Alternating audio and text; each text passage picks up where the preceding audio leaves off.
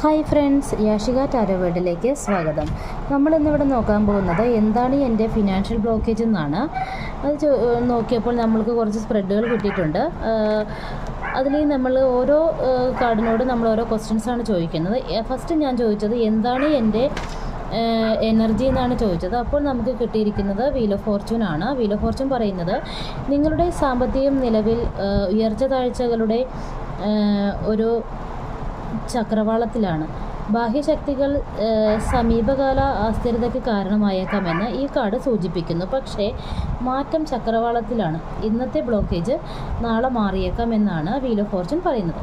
അടുത്ത ക്വസ്റ്റ്യൻ എന്താണ് എൻ്റെ ചുറ്റുപാടെന്നാണ് ഞാൻ ചോദിച്ചത്. അപ്പോൾ നമുക്ക് കിട്ടിയിരിക്കുന്നത് ഫോർ ഓഫ് പെൻറ്റക്കിൾസ് ആണ്. ഫോർ ഓഫ് പെൻറ്റക്കിൾസ് പറയുന്നത് ഭയം കൊണ്ടോ അരക്ഷിതാവസ്ഥ കൊണ്ടോ നിങ്ങൾ നിങ്ങളുടെ പണത്തെ വളരെയധികം മുറുകെ പിടിക്കുന്നുണ്ടാവാം. നിയന്ത്രിക്കാനുള്ള ഈ ആവശ്യം യഥാർത്ഥത്തിൽ കൂടുതൽ പ്രതിരോധം സൃഷ്ടിക്കുന്ന ആയിരിക്കാം. നിങ്ങളുടെ പിടി അല്പം അയവ് വരുത്തി ഊർജ്ജം ഒഴുകാൻ അനുവദിക്കുക എന്നാണ് ഇത് പറയുന്നത്.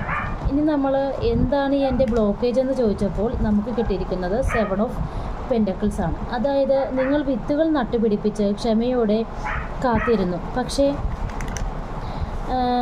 ഫലങ്ങൾ പ്രതീക്ഷിച്ചതിലും മന്ദഗതിയിലായിരിക്കാം. ഇവിടെ തടസ്സം അക്ഷമയെക്കുറിച്ചോ അംഗീകാരമില്ലായ്മയെക്കുറിച്ചോ ആണ്.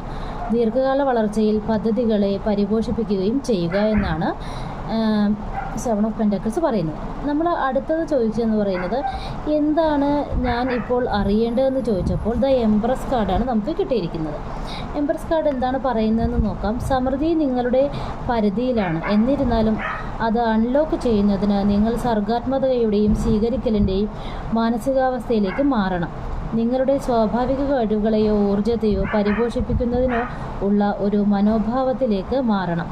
സാമ്പത്തിക വളർച്ച നിങ്ങൾ സൃഷ്ടിക്കുന്നതിൽ നിന്നാണ് വരുന്നത് എന്നാണ് ദ എംപറൻസ് കാർഡ് നമ്മൾക്ക് കാണിച്ചു തരുന്നത്. ഇനി അവസാനമായിട്ട് ഞാൻ ചോദിച്ചത് ഞാൻ എവിടേക്കാണ് പോകുന്നതെന്നാണ്.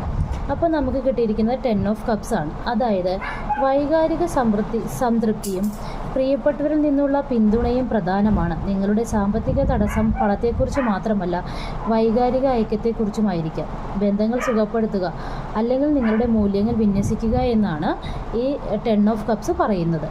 അതായത് നിങ്ങളുടെ വികാരങ്ങൾ നിങ്ങൾ നല്ല രീതിയിൽ കൊണ്ടുപോയാൽ മാത്രമേ നിങ്ങളുടെ ഫിനാൻഷ്യൽ ബ്ലോക്കേജ് മാറൂ എന്നാണ് ഇവിടെ പറയുന്നത്.